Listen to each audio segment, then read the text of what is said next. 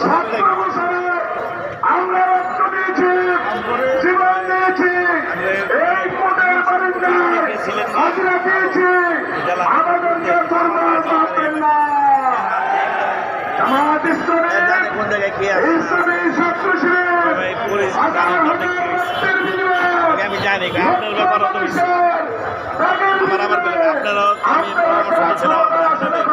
আপনারা তো হয়নি আমাদেরকে যদি দুর্বল করেন, দায়িত্বশীলতার পরিচয় আমরা দিচ্ছি।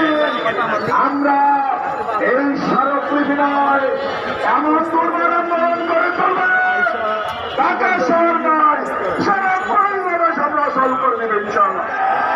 সংগ্রামী সমাবেশ, আসুন আজকের এই সমাবেশে সকলকে আমরা ঐক্যবদ্ধভাবে শৃঙ্খলাভাবে আমরা আমাদের কর্মসূচি পালন করব। সকলকে ধন্যবাদ জানিয়ে আমার সংক্ষিপ্ত বক্তব্য শেষ করছি। আল্লাহ হাফেজ। বাংলাদেশ জিন্দাবাদ, বাংলাদেশ জামাত ইসলামী জিন্দাবাদ। হয়ই নাই আবার সংগ্রামী ঢাকাবাসী, সময়ের স্বল্পতার কারণে